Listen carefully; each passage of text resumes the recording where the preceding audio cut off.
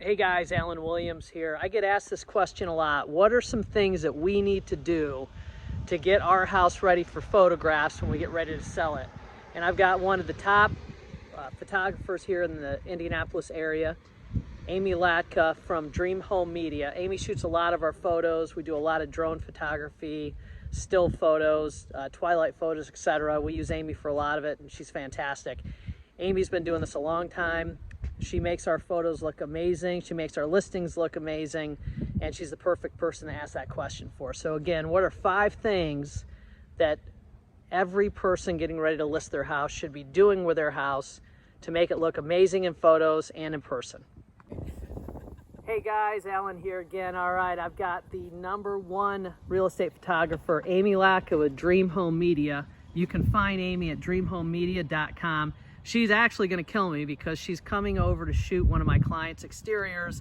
And I asked her, Amy, on the fly, can you give me 5 things that people can do to get their house ready? And she's like, Alan, I had no idea you were going to be doing any filming today. So here we go. All right, Amy, in no particular order, top 5 things, go. All right, I think exterior is really important. This is your, curb appeal. It's your first impression as the buyer is driving by, and especially this time of year, we want to make sure that any houses that are going to go on the market in the spring are getting their photography now, because as you can see behind me, the lawn is beautiful, the mulch is fresh, the plants are great. We've got fresh flowers that you can put out on the front porch. The leaves still have trees. Trees still have leaves. Sorry. And everything looks really clean and crisp versus in the wintertime when the lawn's going to be dead or maybe under snow, and a lot of those details are not going to be visible, so the buyer isn't really going to have a good idea of what the property actually looks like. Okay, Amy, and #2, what would you say? Number 2, I'm going to move inside the house and say that decluttering is the #1 thing that people can do. Removing more than you think that you probably need to remove from your home, whether that's pictures off the walls, things off of bookshelves, knickknacks, extra pieces of furniture, oversized pieces of furniture, anything like that. Listen to Alan, because he's not going to steer you wrong. If he comes in and tells you this piece of furniture needs to go, you need to get it out, because he knows what's going to help sell your space. And really getting rid of all of the stuff just sitting around that maybe what you're used to living with, but your idea here is to try and help the buyer see their stuff in your space. So that's what decluttering helps you do. Okay, Amy, #3. All right, #3, I'm gonna go right to the kitchen, because the kitchen is the most important room in the house. That's what everybody looks at on the tours. That's where the most photos of your home are going to be taken. And having it, it's really the heartbeat of the home. So having that space cleaned up and completely decluttered, the countertops need to be empty, maybe one coffee maker, that's it. Or some very light staging, but really we want to show off the kitchen itself. We want people to be able to see themselves lounging here, cooking here, being with their family here, and not being covered with all the stuff that we usually live with in our kitchens. Okay, Amy, #4. Okay, #4 would be the master bedroom and master bath. So any kind of master suite situation going on. Again, this is where the people who are buying the house are generally going to be doing their living.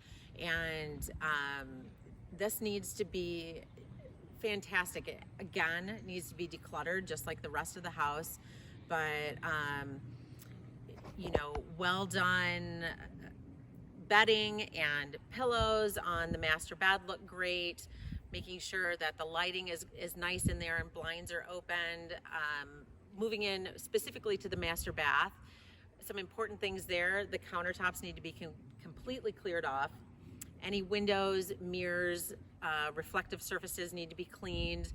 If there are glass shower doors, those completely need to be descaled. So not just wiped down, but they need to look new.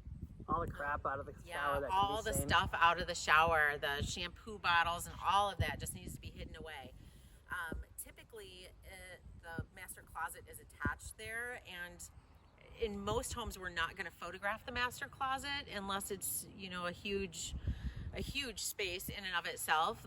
But this could be a great place to hide away all the stuff, you know, the racks that we hang on the back of our doors that hold our towels and our robes and things like that. All of that needs to be hidden away. So no personal items visible, no hair things, no toothbrushes.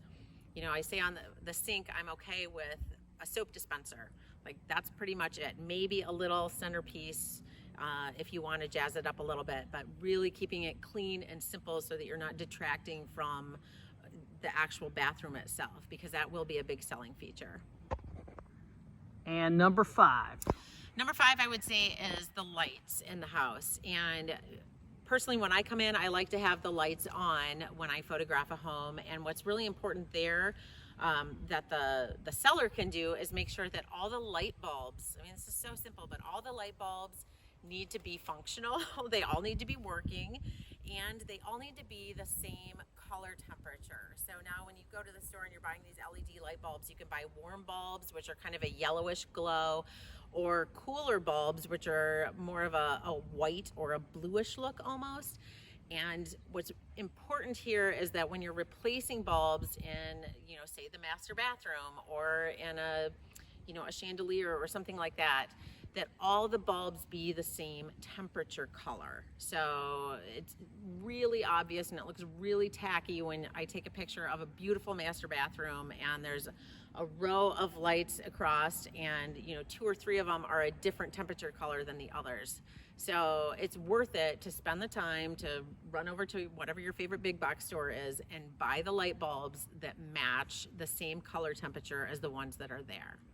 Awesome. The other thing I'd say, guys, is if you have homes where there's no overhead lights in the bedrooms and you have a lamp plugged in, Amy needs to be able to see these rooms, and she needs it to be bright to really capture everything that room has to offer. So there you go. There you have it. Top 5 from one of the best in Indianapolis. I think the best. That's why I use her on all my listings. Thanks, Amy. Thanks, Alan.